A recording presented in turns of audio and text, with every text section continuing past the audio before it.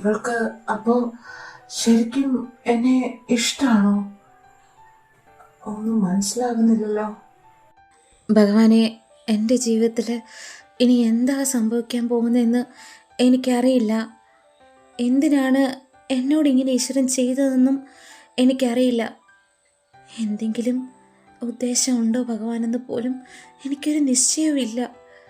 പക്ഷെ ഒന്ന് മാത്രം അറിയാം, ഇപ്പോൾ അദ്ദേഹം എൻ്റെ ഭർത്താവാണ്. എൻ്റെ ഭർത്താവിനെ സംരക്ഷിക്കണേ എന്ന് മാത്രമേ എനിക്ക് നിന്നോട് പറയാനുള്ളൂ. ഇനി എൻ്റെ മുന്നോട്ടുള്ള ജീവിതം എന്താകുമെന്ന് എനിക്കൊരെത്തും പിടിയുമില്ല. ഈശ്വര, എനിക്ക് അദ്ദേഹത്തെ അഡ്ജസ്റ്റ് ചെയ്യാൻ പറ്റുമെന്ന് പോലും അറിയില്ല. എനിക്കെല്ലാം സഹിക്കാനുള്ളൊരു മനഃശക്തി നീ എനിക്ക് നൽകണേ. അതെ അർച്ചന, എനിക്ക് നിന്നോട് ഒരു കാര്യം ചോദിക്കാനുണ്ട്. അപ്പോ ശരിക്കും നിനക്ക് ഈ മാരേജിന് ഓക്കെ ആയിരുന്നു അല്ലേ? താൻ അഭിനയിക്കുമായിരുന്നു എല്ലാവരുടെ മുന്നേയും. എനിക്ക് ആരുടെ മുന്നിലും അഭിനയിക്കേണ്ട യാതൊരു കാര്യവുമില്ല. അതിപ്പോൾ നിങ്ങളെ ബോധിപ്പിക്കേണ്ട ആവശ്യവും എനിക്കില്ല. അങ്ങനെ പറഞ്ഞാൽ എങ്ങനെ ശരിയാവും അർച്ചന? നിനക്ക് ഈ വിവാഹത്തിനോട് യാതൊരു താല്പര്യം ഇല്ലായിരുന്നുവെങ്കിൽ നിന്റെ താലിയുടെ അവകാശിയെ സംരക്ഷിക്കണമെന്ന് നീ ഭഗവാനോട് പ്രാർത്ഥിക്കേണ്ട ആവശ്യമില്ലായിരുന്നു. Am I right? Mister professor, that's none of your business. ഞാൻ ഈശ്വരനോട് എന്ത് പ്രാർത്ഥിക്കണം, എന്ത് പ്രാർത്ഥിക്കേണ്ട എന്നൊക്കെ തീരുമാനിക്കുന്നത് ഞാനാണ്. പിന്നെ കുറച്ചു മുമ്പേ നടന്ന സംഭവങ്ങളൊക്കെ തനിക്ക് ഓർമ്മയുണ്ടാവുമല്ലോ അല്ലേ? സ്വാഭാവികമായി ഒരു പെൺകുട്ടി വിവാഹിതയായി കഴിഞ്ഞാൽ അവളുടെ ഭർത്താവിന് വേണ്ടി സ്വാഭാവികമായിട്ട് പ്രാർത്ഥിക്കും. ഞാനും അതേ ചെയ്തിട്ടുള്ളൂ. അത് തന്നോടുള്ള ഇഷ്ടം കൊണ്ടാണെന്ന് മാത്രം പറയരുത് please. Now I am your wife. ഞാൻ നിങ്ങളുടെ ഭാര്യയാണെന്ന് കരുതി വലിയ ഭർത്താവ് ഉദ്യോഗസ്ഥനൊന്നും ജമേനായിട്ട് വരണ്ട. പിന്നെ ഒരു കാര്യം, എൻ്റേതായ കാര്യങ്ങളിൽ ആവശ്യമില്ലാതെ ഇടപെടുകയും ചെയ്യരുത്. ഓക്കെ? മുന്നോട്ടുള്ള ജീവിതത്തെ കുറിച്ച് ആലോചിച്ചിട്ടാണോ നീ ശരിക്കും ഈ തീരുമാനം എടുത്തത്? മിസ്റ്റർ പ്രൊഫസർ, നിങ്ങളെ ഞാനൊരു കാര്യം ഓർമ്മിപ്പിക്കുക. ഫ്യൂച്ചർ എന്താകുമെന്ന് എനിക്കോ നിങ്ങൾക്കോ ഒരിക്കലും പ്രെഡിക്റ്റ് ചെയ്യാൻ പറ്റില്ല. അതൊക്കെ ഈശ്വരൻ്റെ കയ്യിലായിരിക്കുന്നത്. പിന്നെ സന്തോഷത്തോടുള്ള ഒരു ദാമ്പത്തിക ജീവിതം നിങ്ങളുടെ ഒപ്പം പ്രതീക്ഷിച്ചല്ല ഞാൻ ഈ വിവാഹത്തിന് സമ്മതിച്ചത്. വേറെ ഒരു നിവർത്തി ഇല്ലാഞ്ഞിട്ടാ. നിങ്ങളെനിക്ക് നല്ലൊരു ലൈഫ് തരുമെന്ന് എനിക്ക് യാതൊരുവിധ പ്രതീക്ഷയും ഇല്ല. സോ അത് പറഞ്ഞ് എൻ്റെ പിന്നാലെ വരാൻ നിൽക്കണ്ട. നിന്റെ ആത്മവിശ്വാസമൊക്കെ കൊള്ളാം. മുന്നോട്ടുള്ള ജീവിതത്തിലും ഇതൊക്കെ ഉണ്ടായാ മതി. പിന്നൊരു കാര്യം, ഭാര്യ പദവിയൊക്കെ ചമഞ്ഞു നിൽക്കുന്നതൊക്കെ കൊള്ളാം. ആവശ്യമില്ലാത്ത കാര്യത്തിൽ എന്തെങ്കിലും ഇടപെടുകയോ ആവശ്യമില്ലാത്ത കാര്യങ്ങളിൽ പ്രവർത്തിക്കുകയോ ചെയ്താ എന്റെ സ്വഭാവം എങ്ങനെയായിരിക്കുന്ന എനിക്ക് തന്നെ നിശ്ചയം ഉണ്ടാവില്ല. ഹലോ, എനിക്ക് നിങ്ങളുടെ ഭാര്യ പദവി ചമയണമെന്ന് യാതൊരുവിധ താല്പര്യവുമില്ല. എൻ്റെ ഗതികേടും ഉണ്ടാ ഞാനിപ്പോൾ ഇങ്ങനെ നിൽക്കുന്നത്. പിന്നെ ഒരു അഡ്ജസ്റ്റ്മെൻറ്റിൽ നിൽക്കുവാണെങ്കിൽ അങ്ങോട്ടും ഇങ്ങോട്ടും നല്ലത്.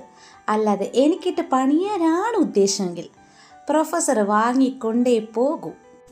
ഓ ആയിക്കോട്ടെ, നീ തരുന്നതൊക്കെ വാങ്ങാനായി ഞാൻ ഇരു കൈ നീട്ടിതാ ഇവിടെ തന്നെ ഉണ്ടല്ലോ എന്റെ പ്രിയ ധർമ്മ പത്നി. ഞാനും തിരിച്ചു ചിലതൊക്കെ അങ്ങോട്ട് തരും. പിന്നെ എന്റെ മോള് 10 മാസം കഴിഞ്ഞ് ഫ്രീ ആകും. അയ്യടാ, പ്രൊഫസറിന്റെ മനസ്സിൽ പൂതി കണ്ടില്ലേ? അപ്പോൾ നിങ്ങളുടെ മനസ്സിൽ ഇതൊക്കെയായിരുന്നു അല്ലേ? ഷോ, നിങ്ങളെ വിശ്വസിച്ച് ഇവിടെ അടുത്ത് നിൽക്കുന്നത് പോലും എനിക്ക് ആപത്താ. നിങ്ങളുടെ മനസ്സിൽ അങ്ങനെ എന്തെങ്കിലും ചിന്തിച്ചിട്ടുണ്ടെങ്കിൽ ഞാൻ ആരാന്ന് നിങ്ങൾ ശരിക്കും അറിയും. ഓ ആയിക്കോട്ടെ, നീ സമയാകുമ്പോ എന്നെ കറക്റ്റ് ആയിട്ട് അറിയിക്കണം കേട്ടോ. പിന്നെന്താ, അറിയിക്കാലോ. ഈ അറിയാത്ത പിള്ള ചൊറിയുമ്പോൾ അറിയും എന്ന് പറഞ്ഞ് കേട്ടിട്ടില്ലേ? അതുപോലെ പ്രൊഫസറും ചൊറിയുമ്പോൾ നന്നായിട്ട് അറിഞ്ഞോളും. പ്രൊഫസർ റെഡിയായിട്ടിരുന്നു ചൊറിയാനായിട്ട്. ഇപ്പം എന്തായാലും നിങ്ങൾ എനിക്ക് ചൊറിഞ്ഞ് ഇവിടെ ഒരു പ്രശ്നം ഉണ്ടാക്കാൻ തീരെ താല്പര്യമില്ല. താഴെ എന്നെ അമ്മമാർ അന്വേഷിക്കുന്നുണ്ടാവും. സോ ഞാൻ അങ്ങോട്ട് പോവാം. ബാക്കിയൊക്കെ നമുക്ക് വന്നിട്ട്. ഓക്കേ? നീ വല്ലാണ്ടങ്ങ് ചൊറിയണ്ട, നിന്നെ ഞാൻ എടുത്തോളാം. പ്രൊഫസർ എന്നെ എടുക്കാൻ വരുന്നതൊക്കെ കൊള്ളാം. എടുക്കുമ്പോൾ നന്നായിട്ടൊന്ന് സൂക്ഷിക്കണം കേട്ടോ. 10-65 കിലോ ഉണ്ടേ. നടുന്തല്ലി താഴെ കിടന്നു കഴിഞ്ഞാൽ നോക്കേണ്ടത് പിന്നെ ഞാൻ തന്നെയാ. ബിക്കോസ് ഇപ്പോൾ നിങ്ങളുടെ ഭാര്യ പോസ്റ്റിൽ ഞാനാണല്ലോ. സോ തൽക്കാലം ഞാൻ തന്നെ കഷ്ടപ്പെടണമല്ലോ, അതുകൊണ്ട് പറഞ്ഞതേ ഉള്ളൂ. ഡേയ്, നിന്നെ ഞാൻ ഹാ, ഒച്ച വയ്ക്കില്ലേ പ്രൊഫസറെ, താഴെ ആൾക്കാരൊക്കെ ഉണ്ട്, എല്ലാവരും ശ്രദ്ധിക്കും.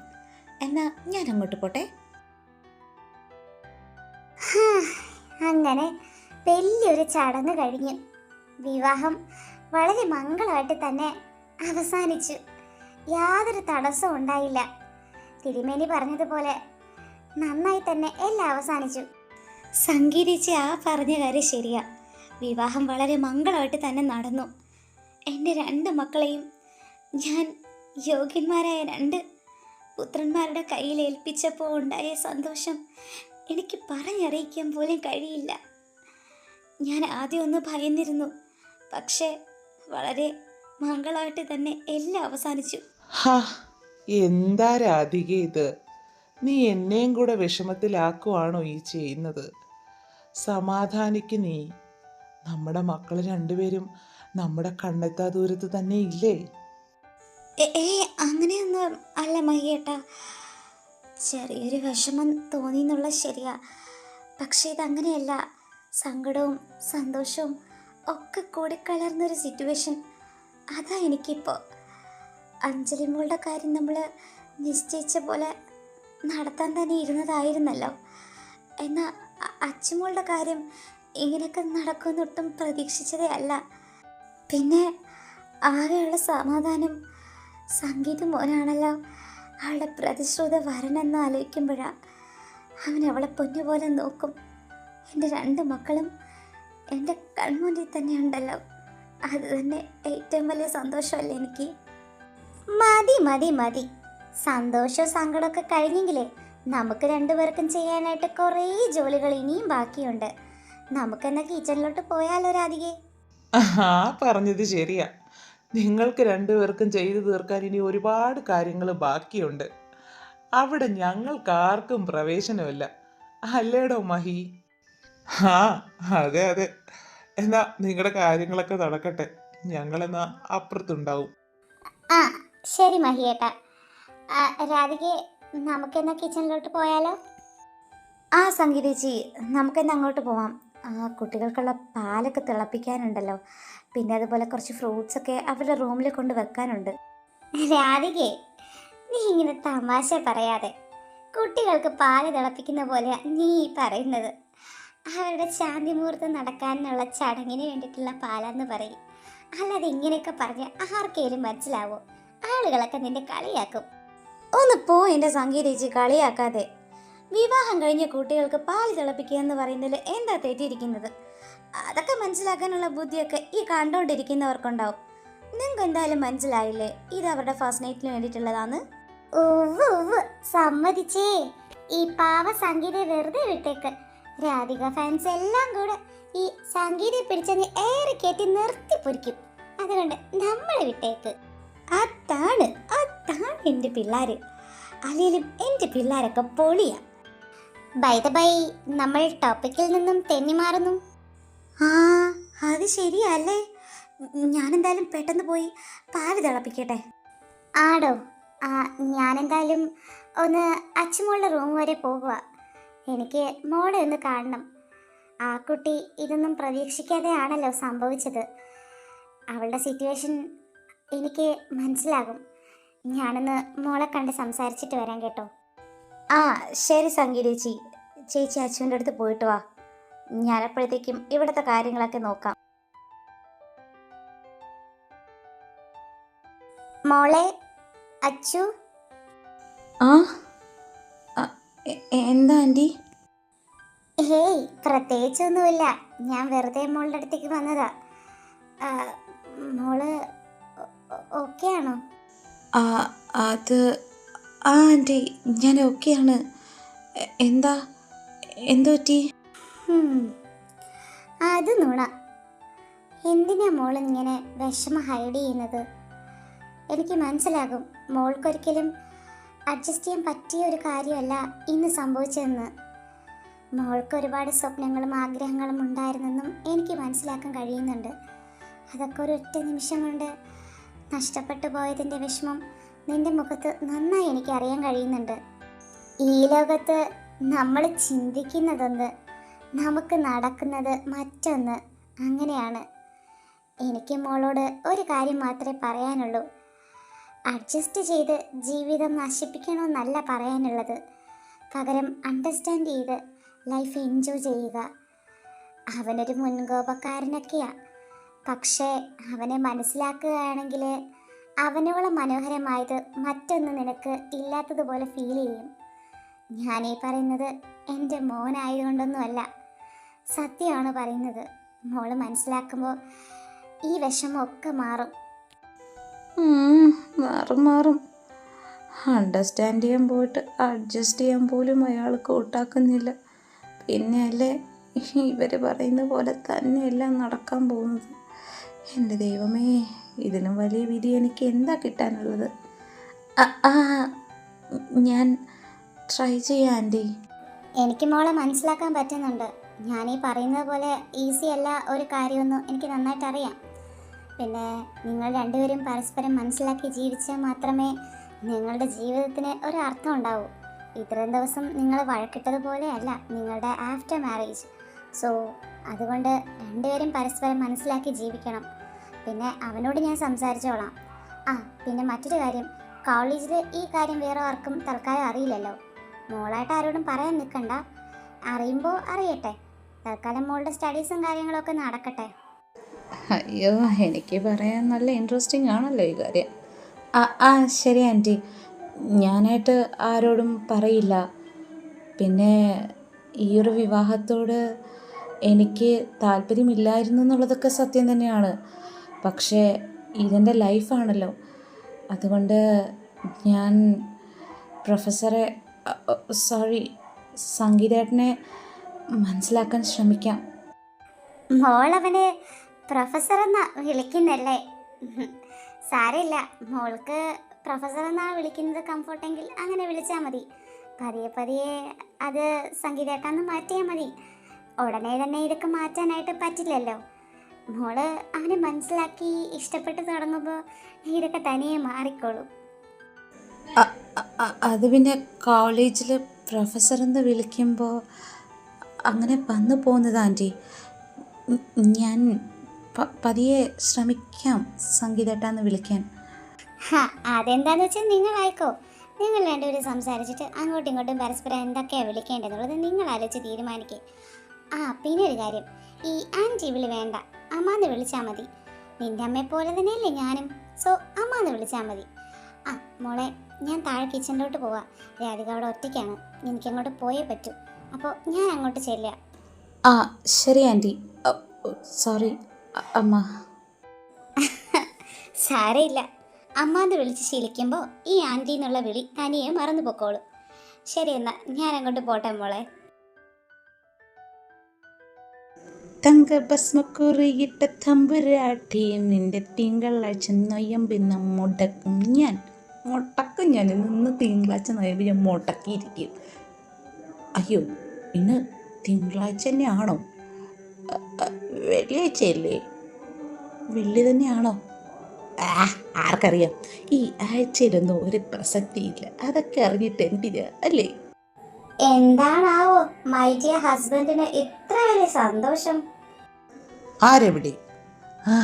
എൻ്റെ ഭാര്യ. ബൈ ദ ബൈ, പിന്നെ ഞാനിങ്ങനെ സന്തോഷിക്കാതിരിക്കും? എത്ര വർഷത്തെ കാത്തിരിപ്പാ ഇന്ന് സാധിച്ചത്. ഇന്ന് ഞാനൊരു പൊളിക്കും. ഒലത്തും മിണ്ടാതെ എങ്ങാനും ഇരുന്നോ? ആവശ്യമില്ലാത്ത വല്ല കാര്യങ്ങളും മനസ്സ് ചിന്തിച്ചു വെച്ചിട്ടുണ്ടെങ്കിലേ അതൊന്നും മറക്കുന്നതാ നല്ലത്. അങ്ങനെയൊന്നും പറഞ്ഞാൽ പറ്റത്തില്ല. എന്താവശ്യമില്ലാത്ത കാര്യം? എല്ലാം ആവശ്യമുള്ള കാര്യം തന്നെയാ.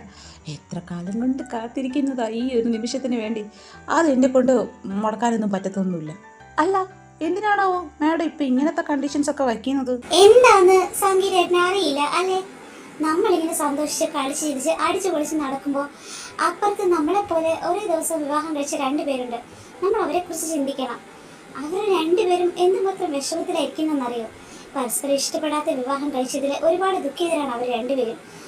അതുകൊണ്ട് അവരൊരു കര പറ്റുന്നവരെ നമ്മൾ വെയിറ്റ് ചെയ്തേ പറ്റൂ. എന്തോന്ന്? അവര് സെറ്റാകുന്നവരെ നമ്മൾ വെയിറ്റ് ചെയ്യണമെന്നോ? അടിപൊളി. അപ്പോഴേ എനിക്ക് മുക്കി പല്ല് മുളയ്ക്കും. ഇതൊന്നും പോസിബിൾ ആകാത്ത കാര്യമാണ്. അവർ കുറച്ച് നാൾ കഴിയുമ്പോൾ പരസ്പരം മനസ്സിലാക്കി എല്ലാം ശരിയായിക്കോളും. അല്ലാതെ അവർക്ക് വേണ്ടി നമ്മൾ കാത്തിരിക്കണമെന്ന് പറയുന്നത് എവിടുത്തെ ന്യായോ?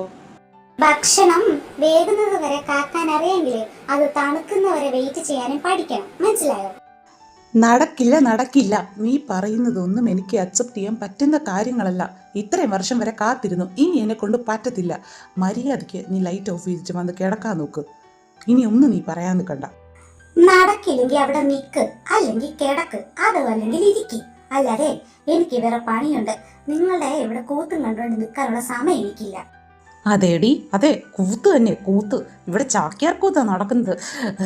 എല്ലാവരും കൂടെ ഒരു പ്രാത് പിടിപ്പിക്കാൻ നിൽക്കരുത്. മനുഷ്യരല്ലെങ്കിലേ വട്ടളകി നിൽക്കുക. എൻ്റെ മുഖങ്ങളൊക്കെ തല്ലി തകർക്കാൻ ഞാൻ സമ്മതിക്കില്ല. നിങ്ങളെ കൂടെ ഞാൻ എങ്ങനെ മനുഷ്യ ജീവിക്കും? മോളെ അഞ്ജലി, അച്ഛമോളെ വിളിച്ച് താഴേക്കൊന്ന് വന്നേ. ആമേ ഇതാ വരുവാ. ഞാനെന്താ പോട്ടെ ഡിയർ ഹസ്ബൻഡ്, നിങ്ങളിവിടെ ആലോചിച്ചിരിക്കേ. മോഹഭംഗ മനസ്സിലെ ചാരു പങ്കില നടകളിൽ തൊഴുതു നിന്നു പ്രദോക്ഷമായി ചിറകൊടിഞ്ഞ തമസിൽ നീ എന്റെ പ്രാണനിൽ അലിയു വേഗം. അയ്യോ എൻ്റെ ദൈവമേ, എൻ്റെ എല്ലാ പ്രതീക്ഷയും തകർന്നല്ലോ. അയ്യേ, പട്ടി മോങ്ങുന്ന പോലുണ്ട്. ഞാൻ പോവാ താഴോട്ട്. അമ്മ എന്നെ അവിടെ അന്വേഷിക്കുന്നുണ്ടാവും. നിങ്ങൾ ഇവിടെ ഇരുന്ന് മോങ്ങിക്കോ.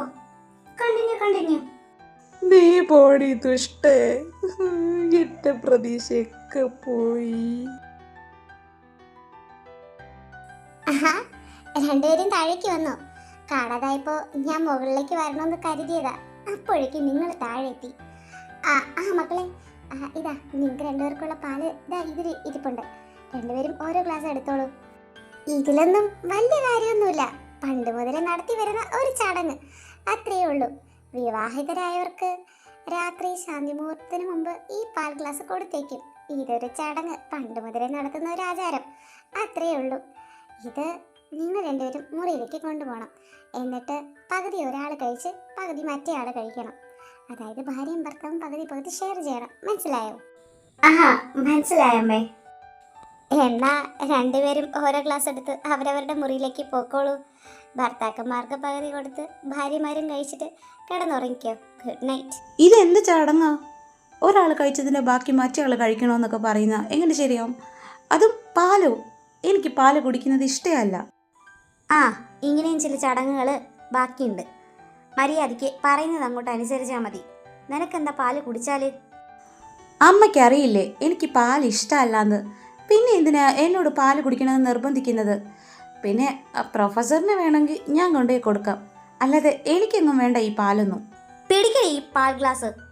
മര്യാദയ്ക്ക് കൊണ്ടുപോയി കൊടുത്തോ. ഇതിൽ നിന്ന് പകുതി നീ അവനും കൊടുത്ത് പകുതി നീയും കുടിച്ചിരിക്കണം. മനസ്സിലായോ? രാധു, എന്തിനാ വെറുതെ ഇങ്ങനെയൊക്കെ? ശരി, ഇങ്ങത്താ, ഞാൻ കൊണ്ടുപോയി കൊടുക്കാം.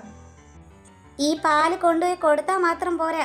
പകുതി ഇതിൽ നിന്ന് നീ അവനും കൊടുക്കണം, പകുതി നീയും കുടിക്കണം. കേട്ടാ പറഞ്ഞത്?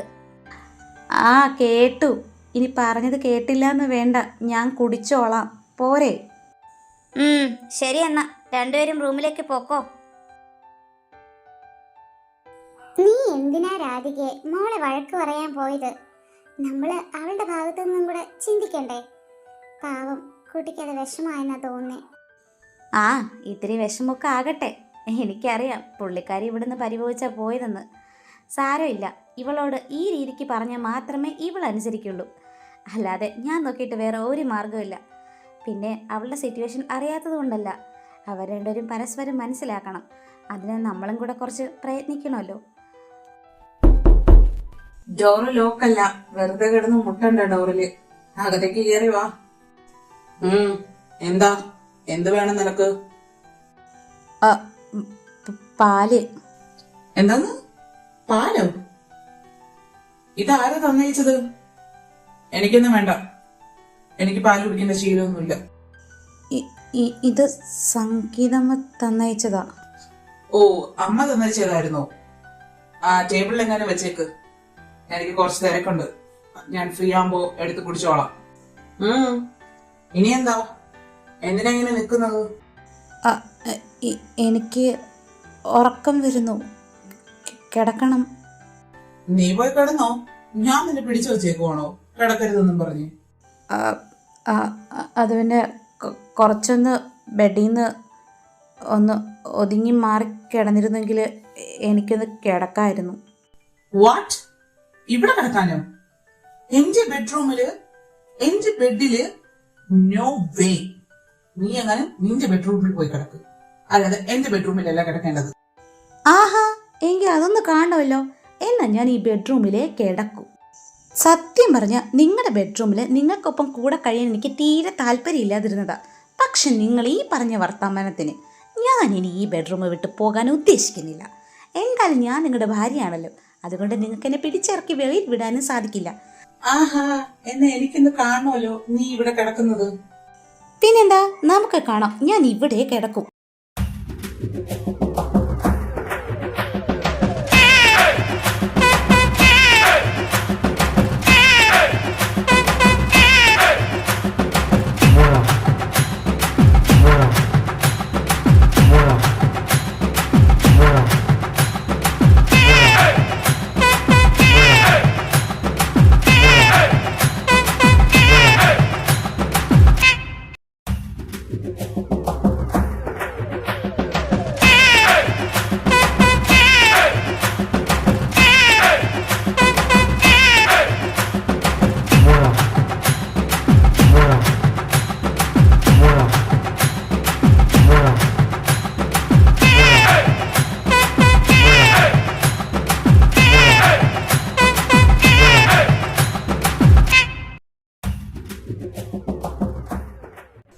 അയ്യോ, ഞാൻ തളർന്നു.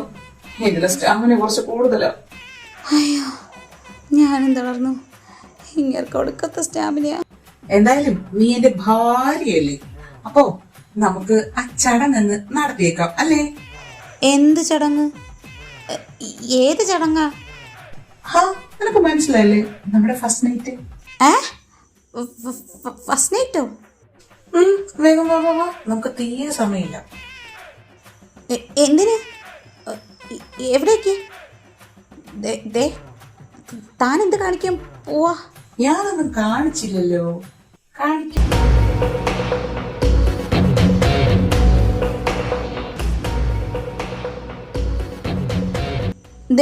വേണ്ട ട്ടോ.